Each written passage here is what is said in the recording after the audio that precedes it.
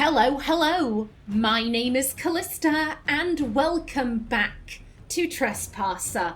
In the last episode, we were chasing down Viddasala, who was chasing down Solas, and Aenor's hand is now having full-on meltdowns. It is pure chaos. Pure chaos. And it is glorious. Okay. Come on.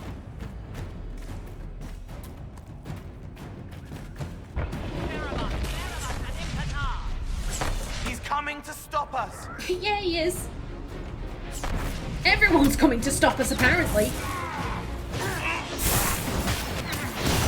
Oh. And let's do one of these, if you please.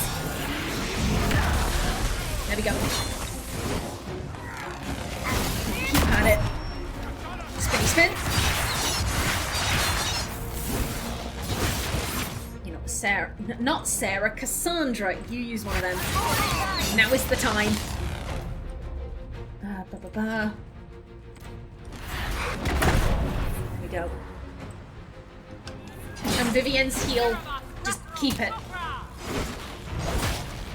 Be ready, they have reinforcements. Oh. Spinny spin.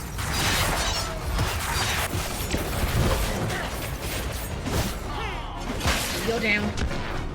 And the big boy is over here. Alrighty then. And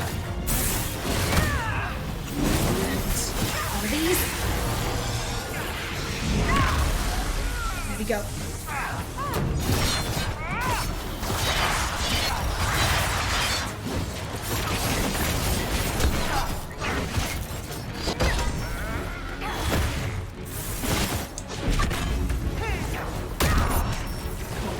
Come on, people.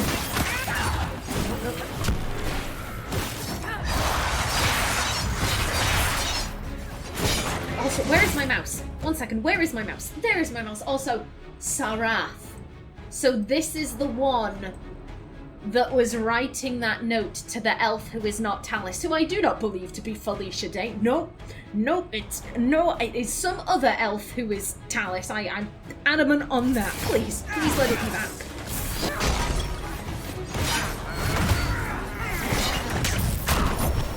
Keep going. You know what? I'ma let the focus build up to a really big one.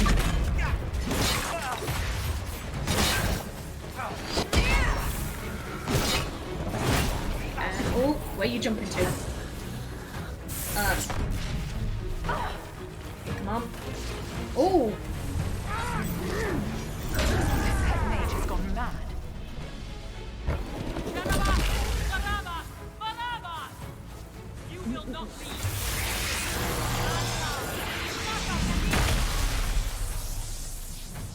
We got to that just in time. Flipping it. So he's buggered off. Because of course he would. Excuse me. Excuse me, no. Now is not the time. And then spin.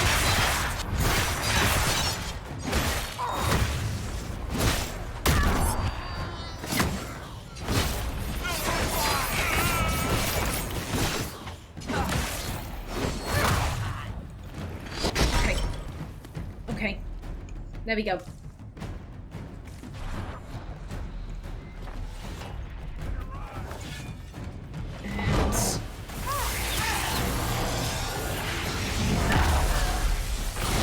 There we go.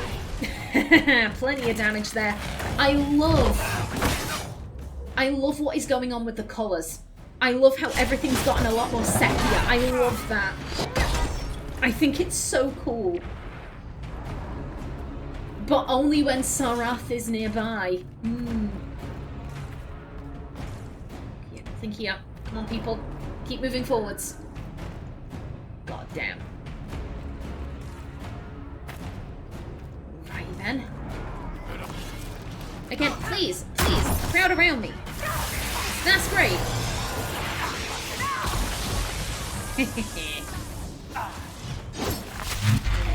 That wasn't what I meant to do, but oh well.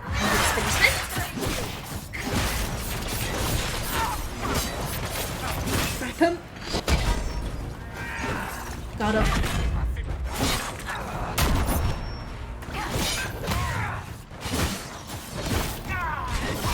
Down. There we go. Okay, and you know what? Let's do one. Yeah. That's right. Come to me. Come to me. We must hurry. I'm trying to hurry. There are so many guys.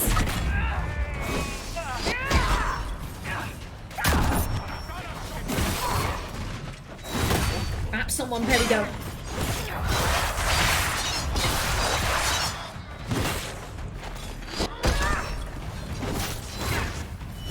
Smack him. Got up. Okay, you're down. Oh, Cowl is down. Cowl is down.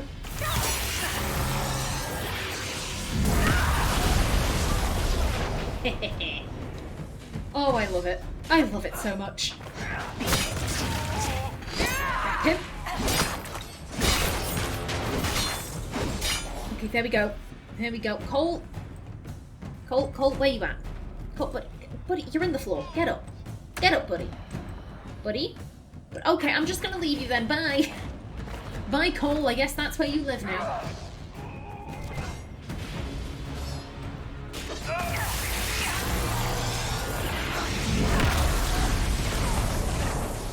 There we go.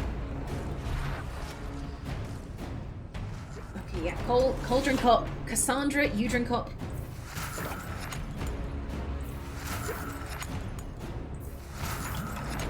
And there you go. Okay, come on, everyone.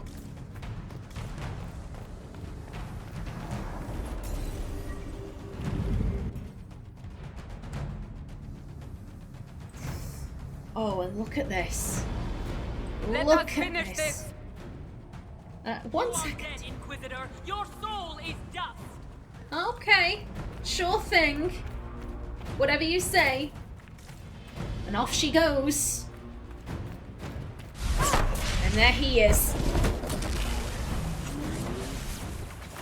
God, this is such a good boss fight. This is such a good boss fight. Also, what happened to all of my guys' focus? How dare you? How dare you steal that? Having speed. Come on.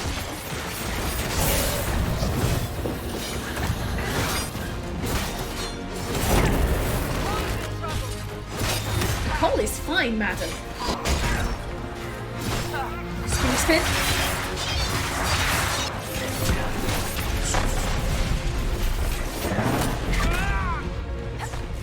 Jump down. Let's get one of these. Oh, how dare you?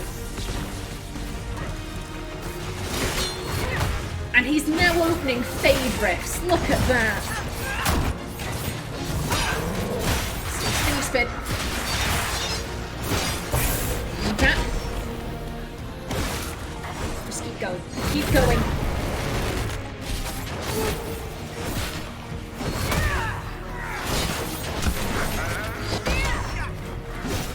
One of these.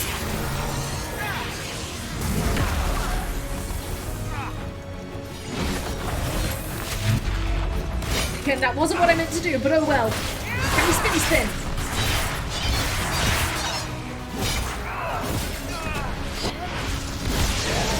That's right, heal. Cowl, heal up if you need it.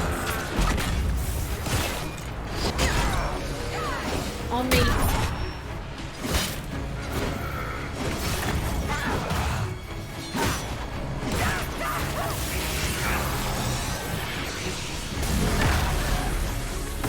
Go.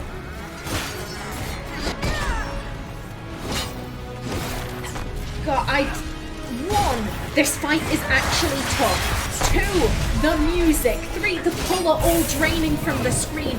This is what the Corypheus boss fight could have been.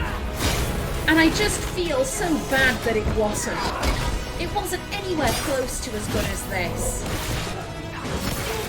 Just spin. Deal with these demons.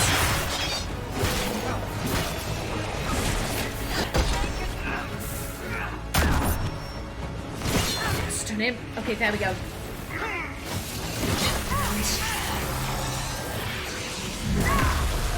Go. We're getting there.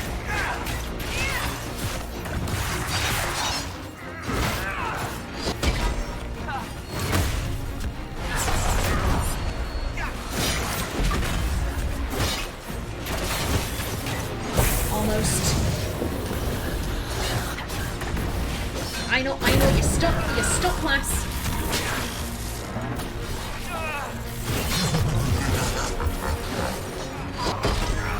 Take him out. You ain't shit. You ain't shit, sir.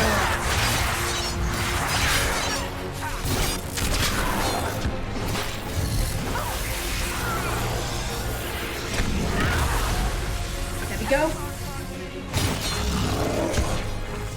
Sir, go down.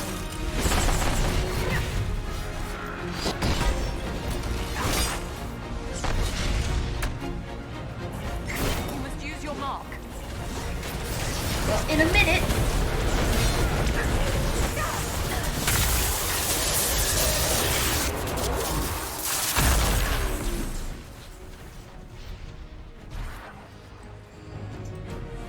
And now we are alone. Aenor rushes to the portal. She's the first one to get through it. She's determined. And it closes behind her.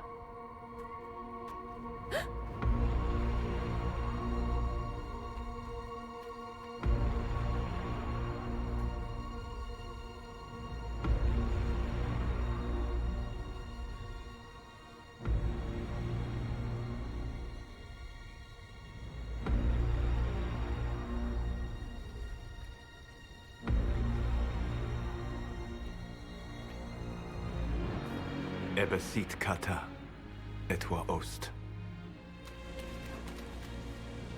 Maraskata. Your forces have failed. Leave now and tell the Qunari to trouble me no further.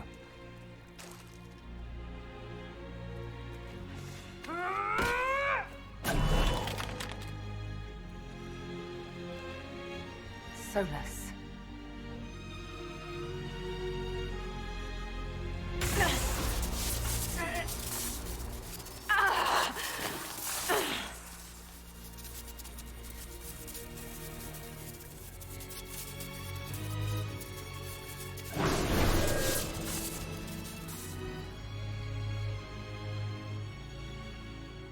That should give us more time.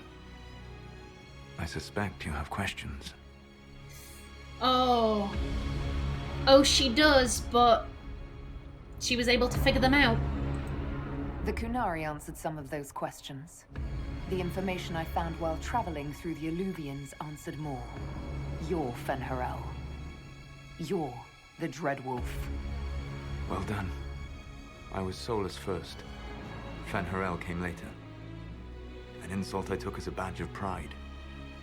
The Dread Wolf inspired hope in my friends, and fear in my enemies.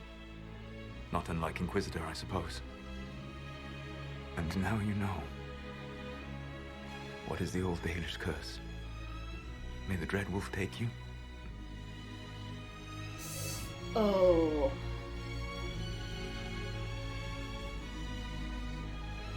Well, it's between these. I've been saying Aenor is running on anger at this point. She is running on pain. And seeing him again after 2 years, I think all of that confusion just comes flooding back. She felt so hurt after Solas left, and then figuring out that he's the Dread Wolf and this, that, and the other.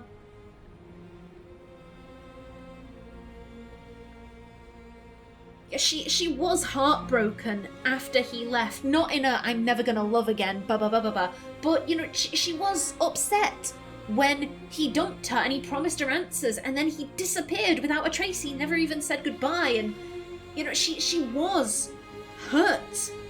And for the past couple of years, you know, she's left it behind, but, you know, seeing him again, it just reawakens that pain. And I think for right now, the anger dies down, and the sorrow at her core is left exposed.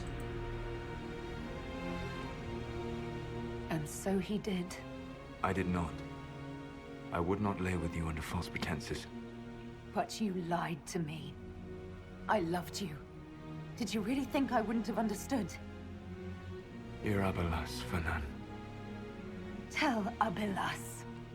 If you care, give me the truth. I sought to set my people free from slavery to would-be gods. I broke the chains of all who wished to join me. The false gods called me Fen'Harel, and when they finally went too far, I formed the Veil and banished them forever. Thus I freed the elven people, and in so doing, destroyed their world. Yeah, why? Why form the Veil? You love the Fade. Why would you create the Veil to hide it all away? Because every alternative was worse. Meaning? Had I not created the Veil, the Aenor would have destroyed the entire world. How did creating the Veil destroy the world? You saw the remains of Viddasala. The library was intrinsically tied to the Fade, and the Veil destroyed it. There were countless other marvels, all dependent on the presence of the Fade, all destroyed. Your legends are half right.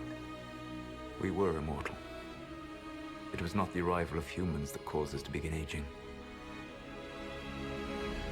It was me.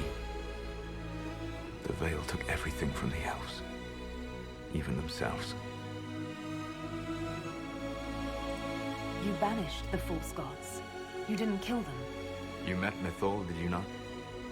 The first of my people do not die so easily. The Aenor are banished forever, paying the ultimate price for their misdeeds. And what was it that they did? How did they go too far? You said that the elven gods went too far. What did they do that made you move against them? They killed Mythol. A crime for which an eternity of torment is the only fitting punishment. I thought Mythal was one of the Aenor. She was the best of them. She cared for her people. She protected them. She was a voice of reason. And in their lust for power, they killed her. The Aenor were elven mages. How did they come to be remembered as gods? Slowly. It started with a war. War breeds fear. Fear breeds a desire for simplicity. Good and evil, right and wrong, chains of command.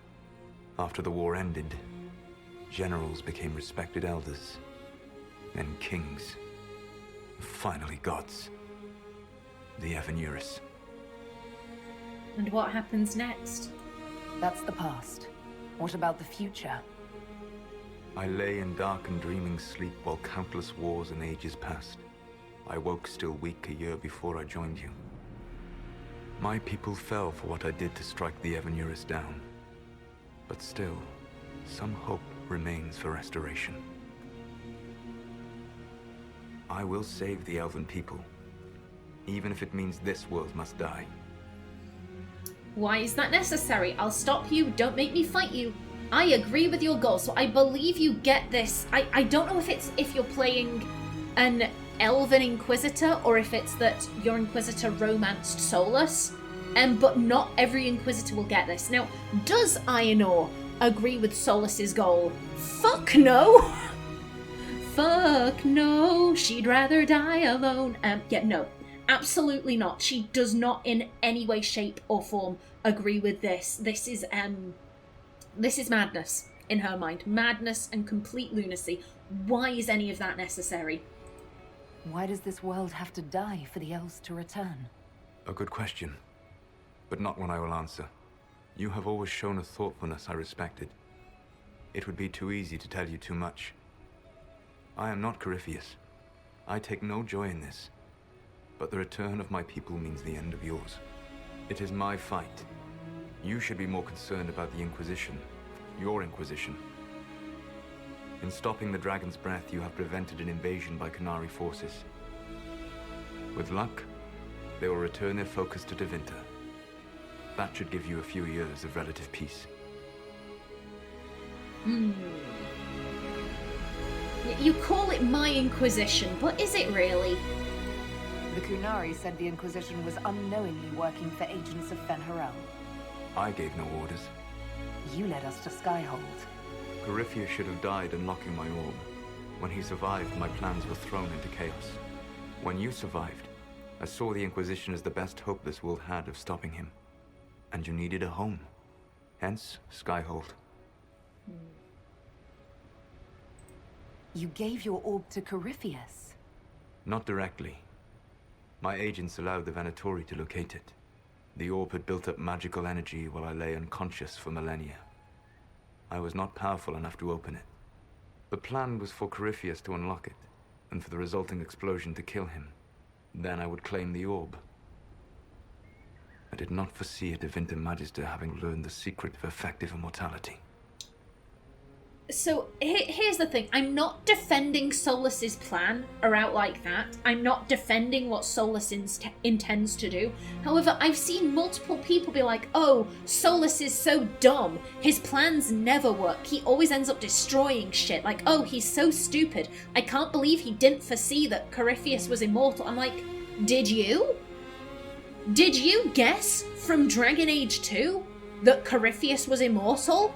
Yeah, there was that weird cutscene at the end with either Larius or Janaea, whatever her name was called, where she started, or he or she started acting a bit funky and, you know, very out of character. I don't know many people who guessed, oh yeah, Corypheus has, has possessed them, and Corypheus basically has the exact same ability as an archdemon, and he's effectively immortal. I did not see many people guess that. I saw multiple people who were really surprised at that reveal in Inquisition, yet everyone's expecting Solas to be omnipotent. And he can just, like, he was supposed to look at Corypheus and be like, oh yeah, he's totally immortal. Like, how? How was he supposed to guess that? I'm not agreeing with what he did, I just find it really weird that people are having a go at Solas for not foreseeing something that they themselves did not foresee. I find that really weird. What would have happened if Corypheus had died, and you'd recovered the orb? I would have entered the Fade using the mark you now bear. Then I would have torn down the veil. As this world burned in the raw chaos, I would have restored the world of my time. The world of the elves. And then the Evernuris return. If you destroyed the veil, wouldn't the false gods be freed? I had plans. I think she would be shocked. That is horrible. I never thought of you as someone who would do that, Solas. Thank you. You must understand. I awoke in a world where the veil had blocked most people's conscious connection to the Fade. It was like walking through a world of tranquil. We aren't even people to you. Not at first. You showed me that I was wrong. Again. That does not make what must come next any easier. I love that line. I absolutely love that line. Everyone, or at least most people in the Dragon Age world, in the world of Thedas, look down on the Tranquil as these freaks of nature. And it doesn't occur to them that there is someone out there who would look at them in the same way. And I love that line. I appreciate it. What? It's like she's upset about this. I mean, yes, she does appreciate all the help that Solas gave. However, he is effectively revealing that we were pawns in his machinations. You never cared about us. We were the means to an end. You were people, and you deserved better. like all the rest I've used in one hopeless battle after another. What's wrong with the Inquisition? You created a powerful organization, and now it suffers the inevitable fate of such. Betrayal and corruption. It's not that simple. Do you know how I discovered the Qunari plot? The plot I disrupted by leading them to your doorstep. The Qunari spies in the Inquisition tripped over my spies in the Inquisition. The Elven Guard who led you to the Qunari body? Who intercepted the servant with the Gatlock barrel? Mine. And why help? In all of this, why help? Why bother disrupting the Qunari plot if you're going to destroy the world regardless? You have shown me that there is value in this world, Inquisitor. I take no joy in what I must do. Until that day comes, I would see those recovering from the breach free of the Qun. Why? Because I am not a monster. If they must die, I would rather they die in comfort. In any event, it is done. But they don't need to die. They don't need to die.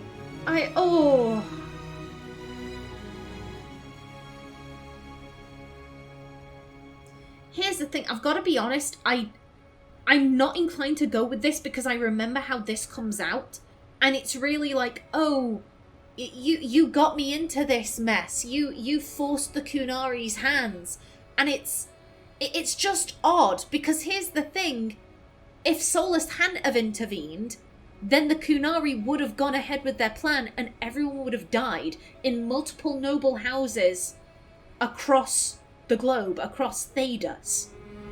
And so this one it's just worded in a really weird way to me. I'm not fond of the line. Which, it just leaves me with this.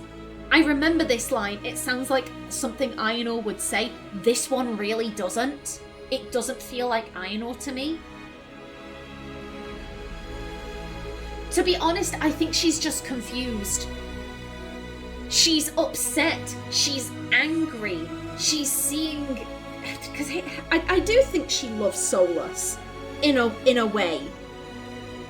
Because she never got the opportunity to truly get over the relationship. She's spent the past 2 years wondering why.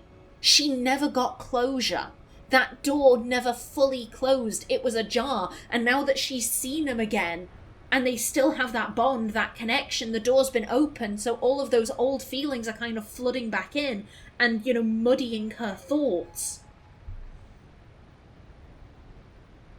Like I said, before she was angry, when she was like, oh, I'm gonna kill him, she was just running on anger, and now there are other things that she's dealing with. So I'm going with this mainly because this one, it just is worded really oddly to me. I'm not fond of this line. I guess we owe you for that one too. I hope it gives your people some final peace. You control the eluvians now? Yes. You remember Briala from Halam-Sharal? For a time, she controlled part of the labyrinth. One of my agents was supposed to take it from her, but he did not succeed. I had to override the magic personally. The Qunari stumbled upon this section independently. With them gone, the eluvians are now mine. Oh god, I had a thought just then and I've forgotten it. As soon as oh god, that's gonna bug me. I did mention before I have a headache. Fuck. What was I gonna say? You control the eluvians now. It's gone. It's gone. If I can remember it whilst I'm editing this, then I'll insert it, but whatever. It's gone. What about the mark? There's still the matter of the anchor. It's getting worse. I know, Venan. And we are running out of time.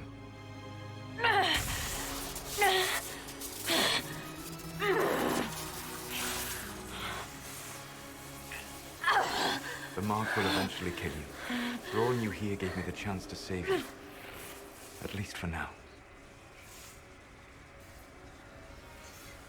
I won't give up on you. The Inquisition will try to convince Solas to change his plan. I can't let you do this. The Inquisition will stop Solas even if it means killing... I've just remembered. I'm sorry. What I was going to add on is that even now, Solas still won't say he doesn't care for her. If you remember, when they split up, Aenor said, "Tell me you don't care. I can't say that. Tell me I was just some common dalliance." Was it a common dalliance? Tell me I was just some dalliance so I can call you a cold-hearted son of a bitch and move on. And he never did. It was always painfully obvious that he had feelings for her, but he had split up with her for some reason. And she never got closure. She never got closure for the relationship. So in a way, she does still care about him. He cares about her, but they aren't moving forwards. They aren't closing the door. They're kind of in this limbo state. Now, I mean, what do you think Aenor's gonna do? Aenor has never been one for murder. Murder is her last resort. She's always been one to try and persuade others. She's not the most diplomatically savvy, but she prefers to end things with her words rather than her big fuck-off sword. Solas, Varla Vir Suladin. I wish it could, Venom. My love.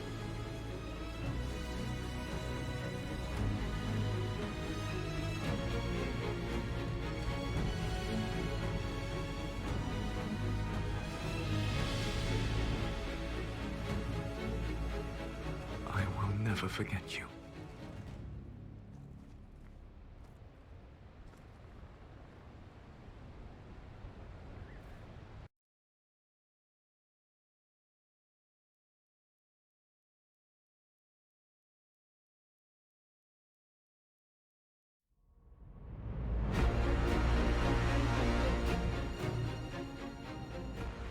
Something must be done, but we cannot lose the Inquisition now.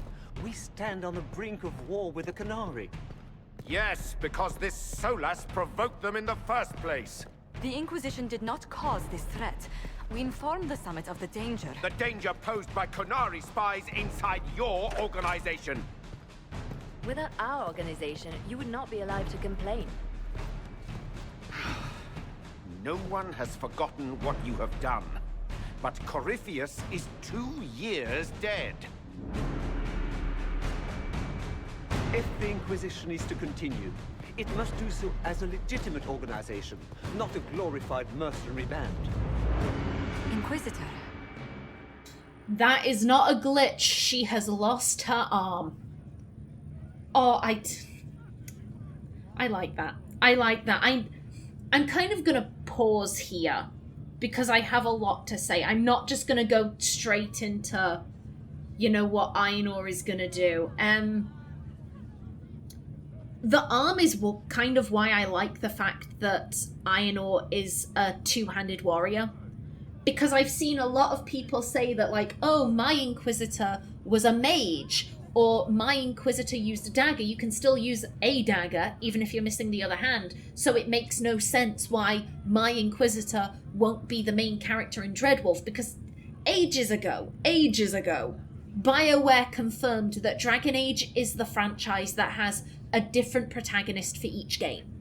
Mass Effect was the one that had Shepard going through the original trilogy, and Dragon Age was a saga that had a new protagonist each game.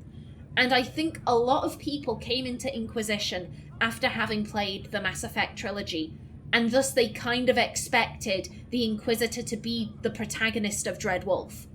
And so they were really surprised at the fact that, no, we're going to have a new protagonist, and they got really upset about that. Yeah, I like the fact that Aenor has lost her arm. She's a two-handed warrior. Yeah, she could use a regular sword, but she wouldn't have her skill set. So this is a really good explanation for me for why she isn't going to be the leader in Dreadwolf, because she can't use her main skill set anymore. Again, it's one more thing. She loved being a two-handed warrior. She loved that, and that's been taken away from her too. God damn it. Okay. We serve the divine, not you. We will keep the peace. We need more oversight. These options: the Inquisition will serve divine Victoria. Efforts against Solas will be stronger but risk corruption. Or, we'll solve this ourselves. Our work is done. The Inquisition needs to end. The Inquisition will be disbanded. Efforts against Solas will be weaker but more secure. So what is Aenor going to do? So, You know, after seeing Solas, after the kiss, she's just really confused. Then she loses her arm, and she's got to go deal with the Exalted Council, and this, that, and the other.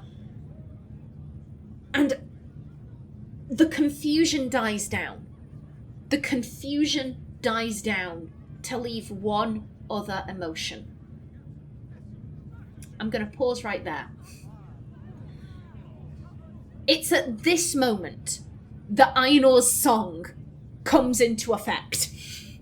It's right here, the final choice she makes. Not necessarily the biggest choice of this DLC. I would argue that's what the Inquisitor intends to do with Solas. I would say that is the big choice in this DLC. This is like a secondary one. Aenor's song, I think, is oh god, it's from Fire Emblem Three Houses. I think it's called Reach for My Hand. Reach for my hand, I'll soar away into the dawn. Oh, I wish I could stay here in cherished halls, in peaceful days. I fear the edge of dawn, knowing time betrays. That one. It's that one. And I think it suits Aenor so perfectly. I do have kind of a secondary theme. It's the theme song for a TV show called Unforgotten. God, how does that one go? All we do is hide away. All we do is lie in wait. I've been upside down. I don't wanna be the right way round. Can't find happiness on the ground. And so on. Like I said, I don't see, despite everything that's happened, I can't see her having this really, like, heavy metal, you know, like, 3 days grace, yeah, like, no, that doesn't fit her. It doesn't fit her in the slightest. Those are the two songs I kind of associate with Aenor.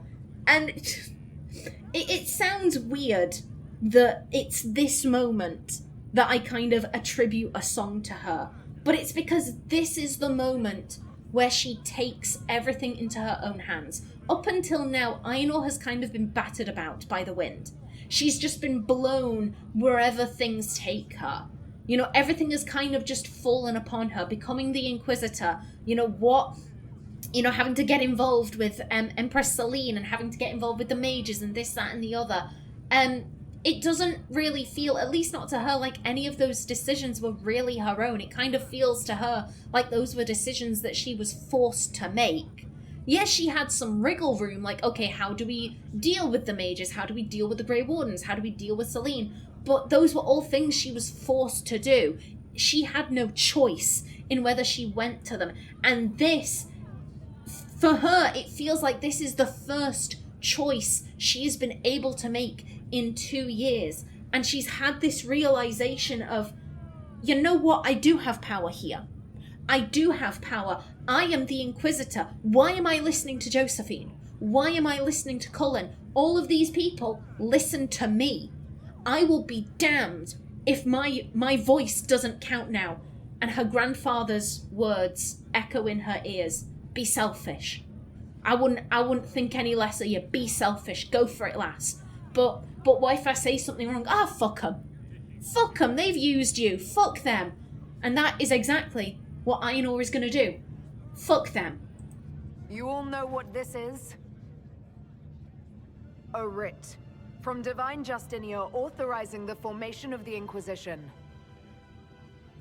We pledge to close the breach, find those responsible, and restore order, with or without anyone's approval.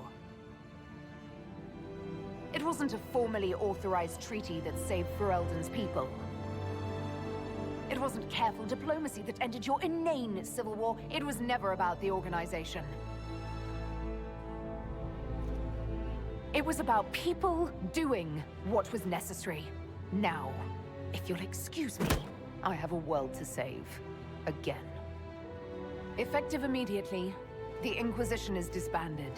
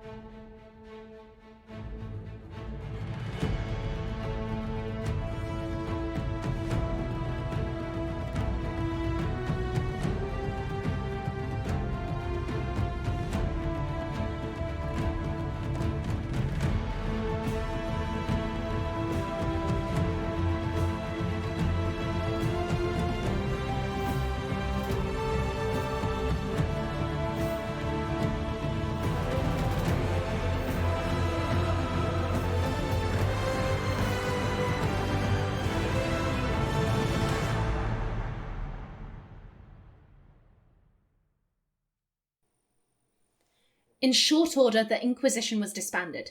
Some were relieved to see the unpredictable organisation dismantled.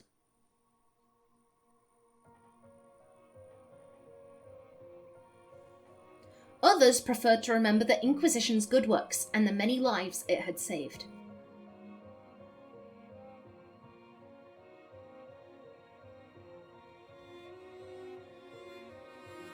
Those who had served returned to their former lives, knowing they had stopped a great evil from destroying the world.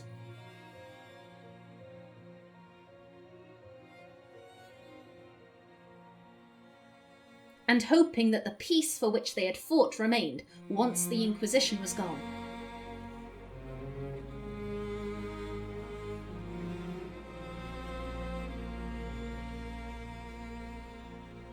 With the Dragon's Breath disrupted and any hope of a swift victory dashed, the Qunari retreated back to the north.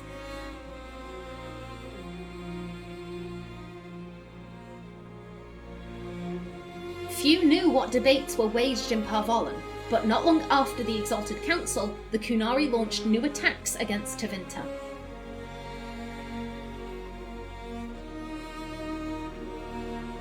Their aggression caught the already unstable Imperium off guard. Tevinter was soon mired in a war many feared could spread across Thedas.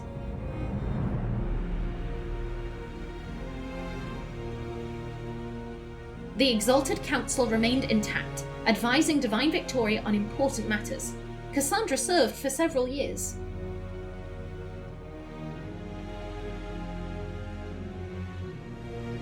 While she often disagreed with Liliana's policies, the former right and left hands of the Divine shared a mutual respect and worked well together.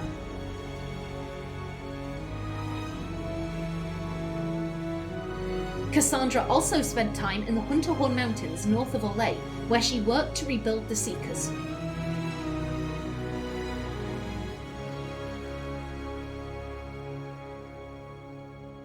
For a time, the new Seekers remained reclusive, showing no interest in worldly affairs and working to a purpose few outside their order could guess.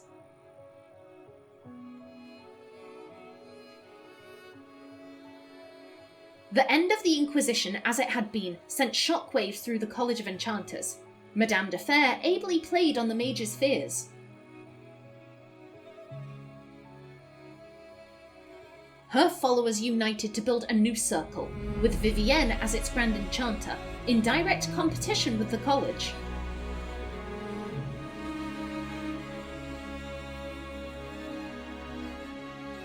What the circle lacked in numbers, they made up for in political connections. Soon, they were a force to be reckoned with.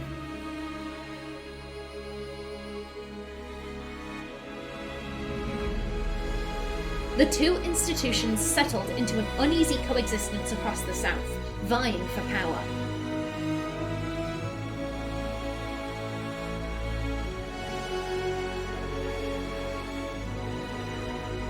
After the Exalted Council, Liliana devoted herself fully to the Sunburst throne and her dream of reshaping the Chantry.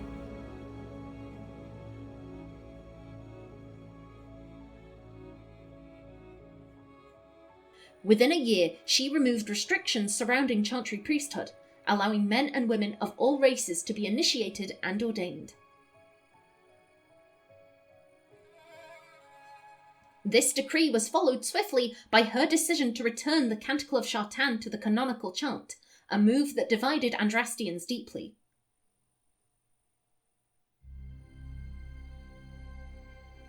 A rebellion to renounce her and return the Chantry to its former state arose, beginning first in Olay, then spreading to other parts of Thedas.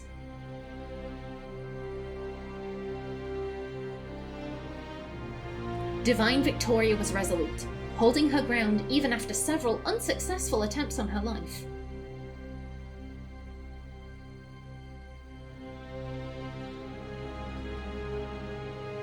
Seemingly unconcerned with the assassination attempts, she held up the hostility levelled against her as proof that she was on the right path.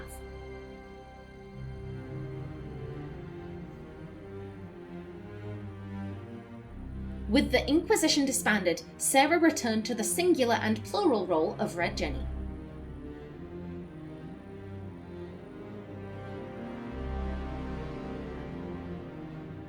because nobility and grammar could both still eat it.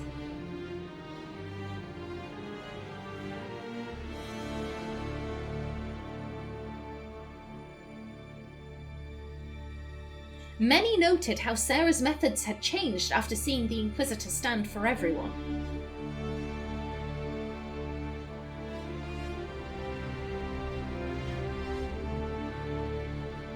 This Red Jenny was more focused, tactical, and some dared say, effective.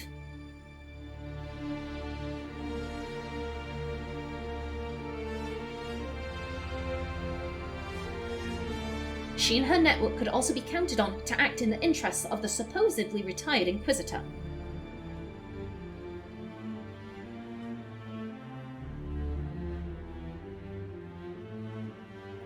Sarah remained a formidable ally of allies, intent on proving that the powerful weren't, and that it was friends who mattered overall.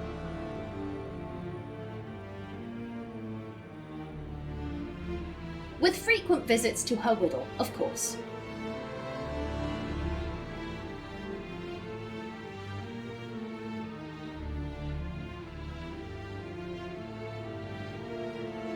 Perhaps most unnerving was Sarah's standing offer to the Divine.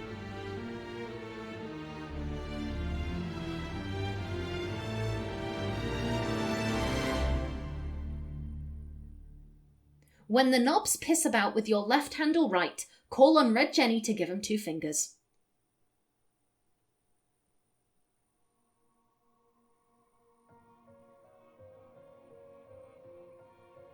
Varric returned to Kirkwall, where as Viscount he resumed his work rebuilding the damaged city infrastructure.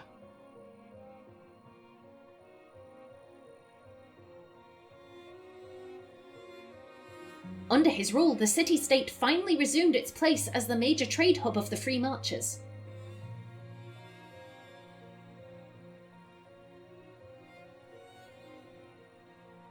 He continued to ignore all mail from both the Merchants Guild and the Prince of Starkhaven.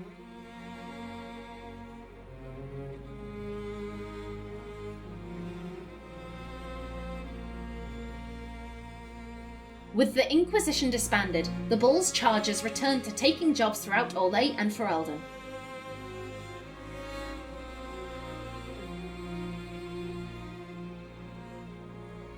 Fighting demons and clearing out the remains of Venatori forces, the Iron Bull did his part to restore order to Thedas.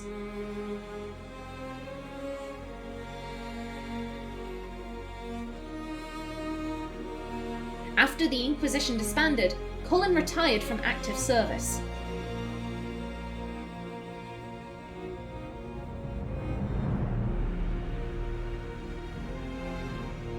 He returned to Ferelden, establishing a sanctuary for former Templars on land Divine Victoria granted to him.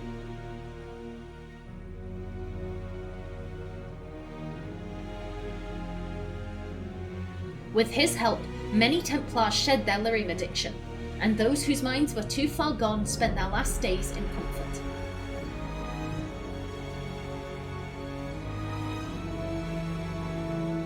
And he promised that, should his friends from the Old Inquisition ever need him, his blade would be ready.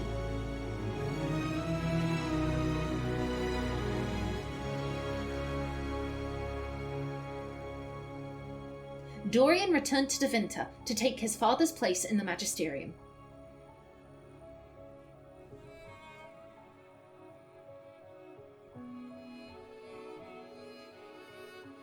As rumours flew about the Imperium's infighting, Dorian was spoken of often as a voice of resistance against corruption.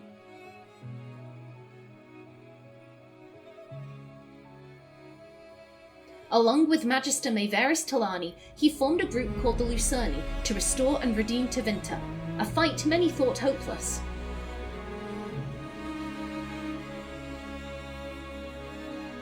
Those fighting by Magister Parvis's side noted that he kept in constant communication with the Inquisitor via message crystal.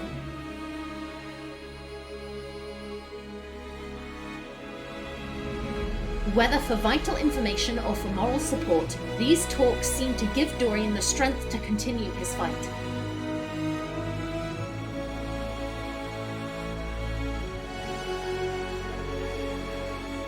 Tom Rainier was shown mercy when none was deserved, and set on a path of redemption. This gift, so compassionately given, needed to be shared. Freed from his obligations to the Inquisition, Rainier travelled Thedas, giving hope to the condemned and the forgotten.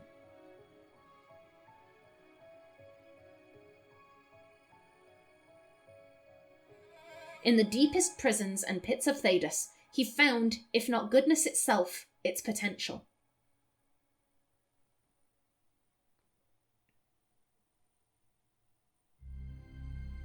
By showing faith in those who had none, Rainier lifted them up and made them into something better than they were.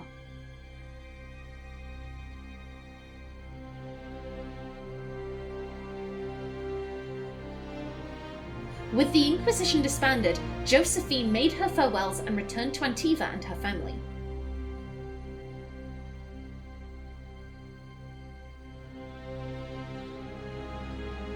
She was soon approached by an agent from the House of Repose, whose assassins had been killed by Inquisition agents on Josephine's behalf.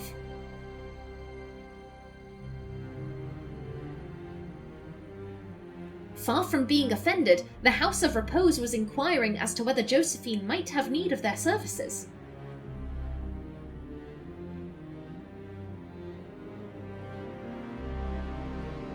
She quickly persuaded them she had no need for assassins, but instead hired them as guards for the Montilier's new trading vessels.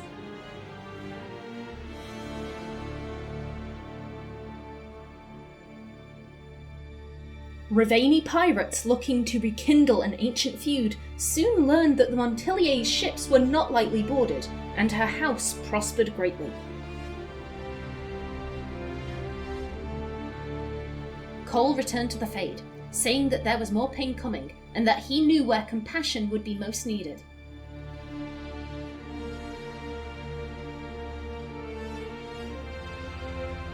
He promised that his friends in the Inquisition would remember him, and that where the hurt was greatest, he would help.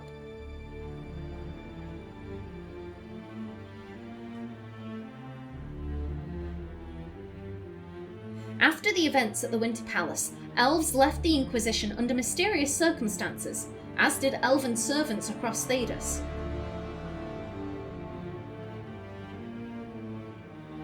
None could say where they went, but those who believed the Inquisitor's story about Fen'Harel wondered just how large the Dreadwolf's forces were.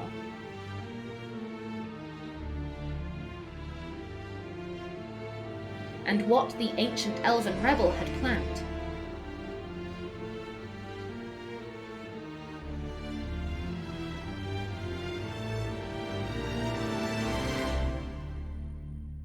Llewellyn sometimes came awake from dreams, in which her lover watched her sadly from across an endless distance.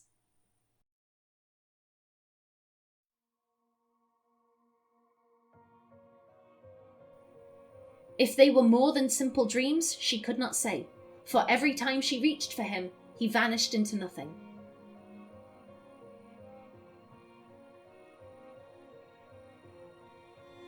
Still, she searched and dreamed and waited for a way to change the Dreadwolf's heart.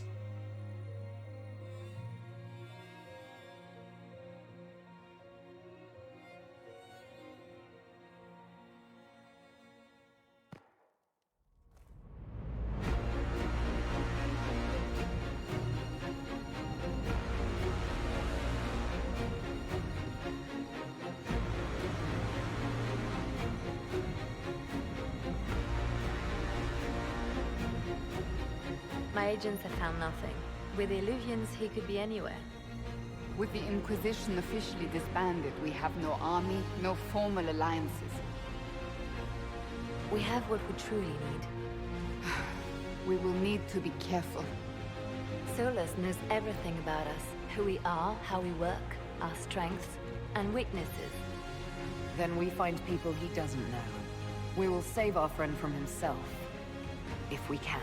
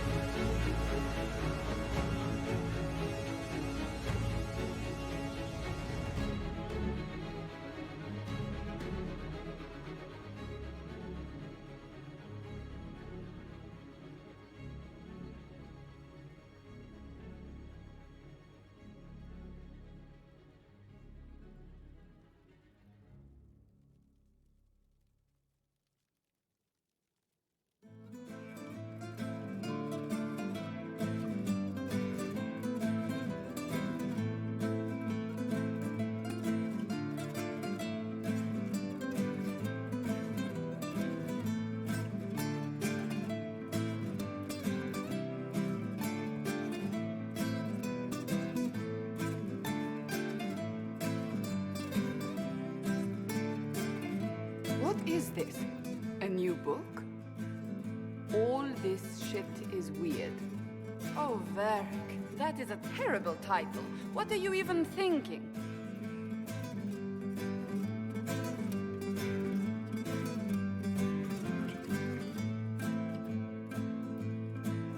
The sky churned like a rolling sea on a dark and stormy night, centered on a gaping hole that led to the arse end of nowhere. A hole that spit up many things that day. Comets, demons, and a whole lot of trouble.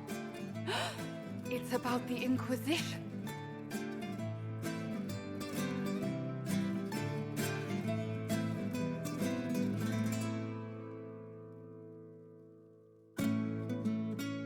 The din of the tavern cut the silence like it owed the carter money. In the middle, in her element, Red Jenny. She looked me up and down, mostly down. Not playing, weirdy, she said, gesturing with and dismissively eating a sandwich. Don't write that. Seriously, piss up a row.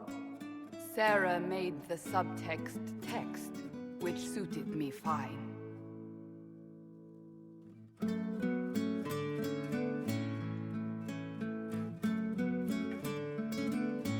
The court enchanter swirled into the room like a drop of beautiful poison spreading in a wineglass. She sized me up with a glance. I'm so glad you made it, my dear, she said. I am Madame de Fair, the most terrifying person you shall ever meet.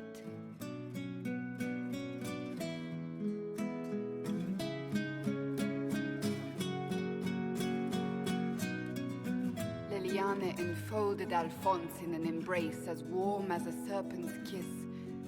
I always knew I could count on your support. The Count did not feel the bite of her poisoned dart until it was too late. Even if it requires your death.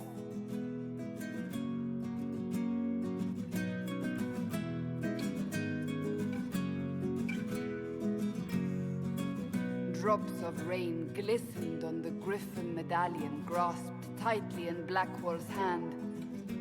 The silver-eyed wings of valor, they mean nothing.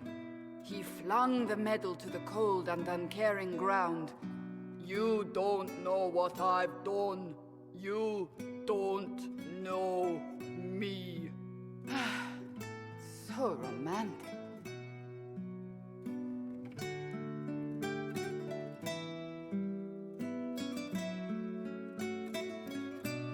Cowl moved like a shadow that also moved like a knife. A shadow wearing a hat where dreams came to die. It's a riddle, he whispered. A cold riddle that gnaws at your mind, but you'll feel better when it's gone. That makes as much sense as anything Cowl says.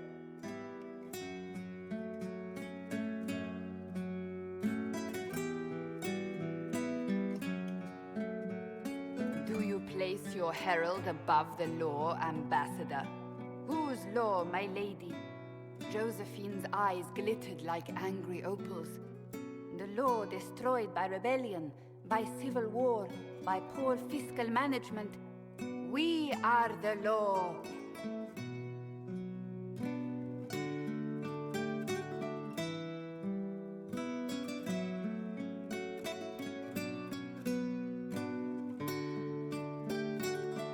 Left our mark on adamant, but the dust hadn't settled, and neither had Harding. I can offer you a drink, if I catch your meaning. If you'd caught my meaning, you'd have offered a double. What is even happening here?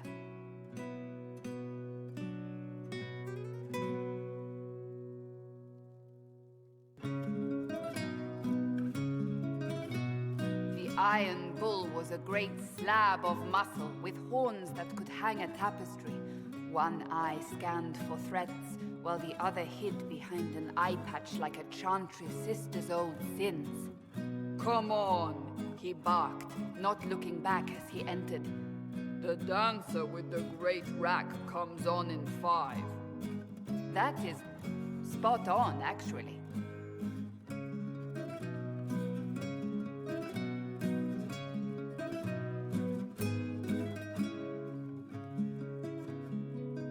The commander had the look of a Templar who had seen the worst of humanity, yet still had the time to style his hair. "This isn't just a war," he said, his gaze steely like a dull blade. "It's the only war." Cullen! That's Cullen!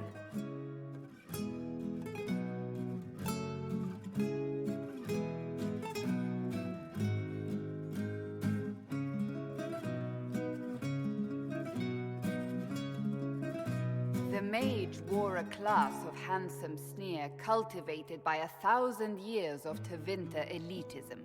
"The name's Dorian," he glared. D-O-R-I-A-N.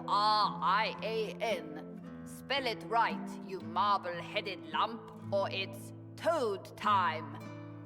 A toad? That's hardly credible.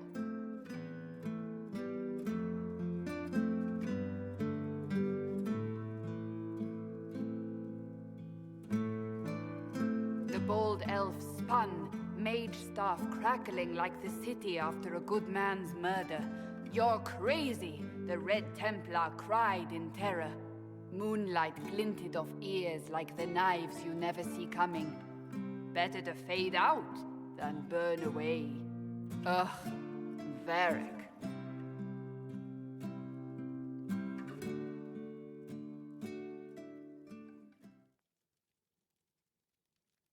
Wait, where am I?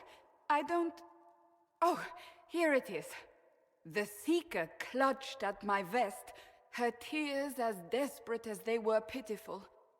Varric, I was wrong about everything, she sobbed. Could you find it in your noble heart to forgive me?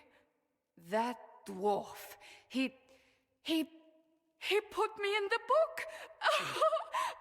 I'm in the book! I am reading the shit out of this!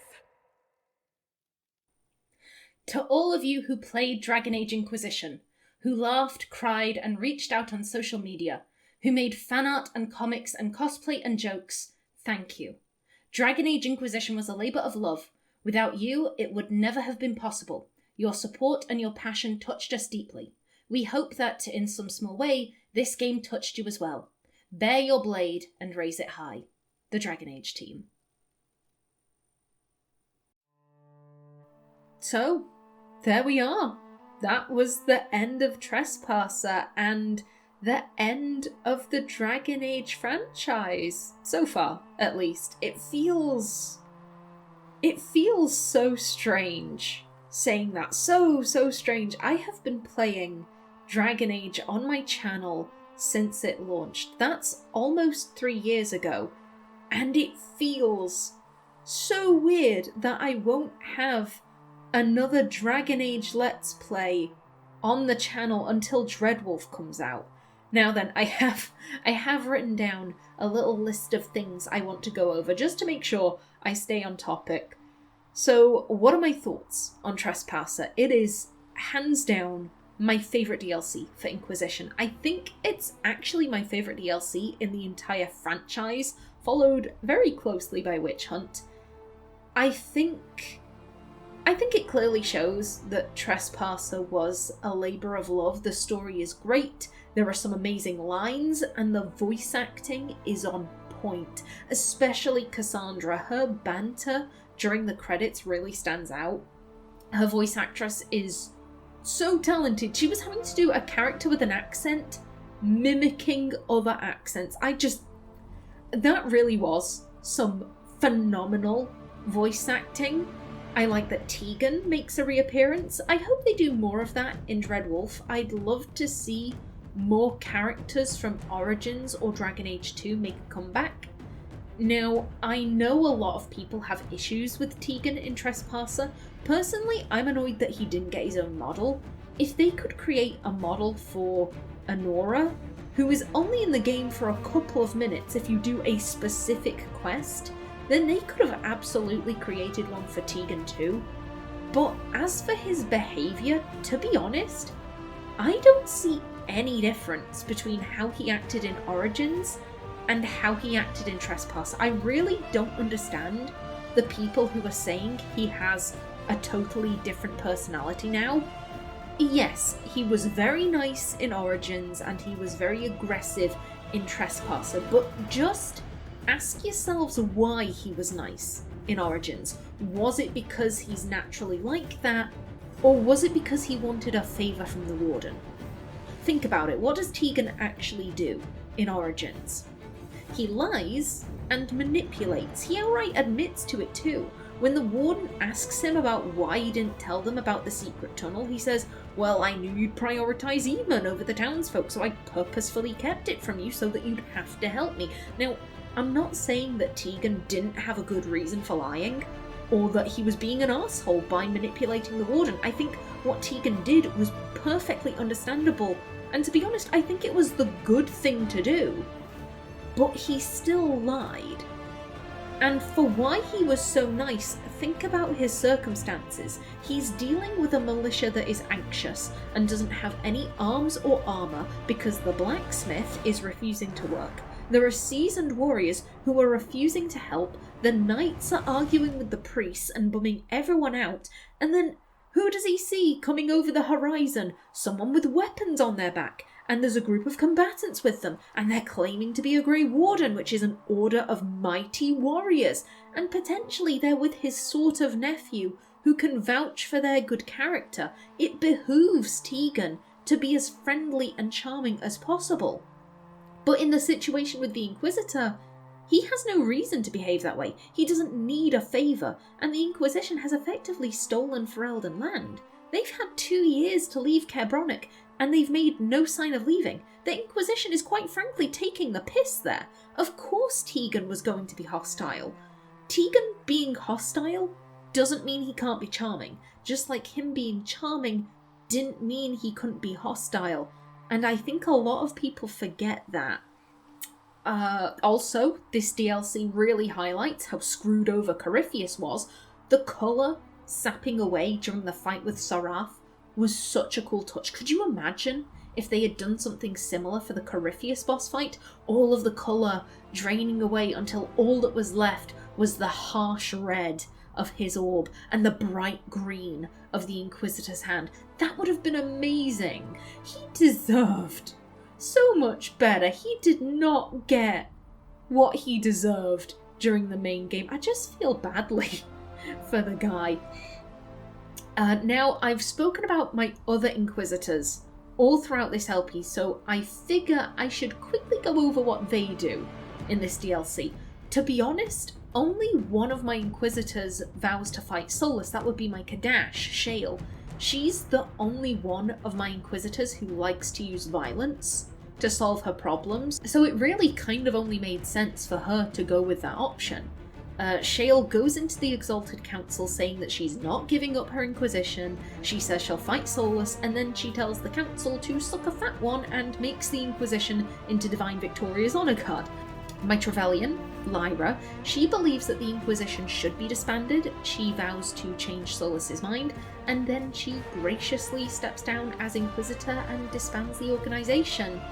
And my Adar, Cass, she kind of has Aenor's situation but reversed. She initially believes the Inquisition should be disbanded, but the situation with Solas really scares her. She says that she'll try to change his mind, but she keeps the Inquisition around just to back her up, you know, just in case she needs it.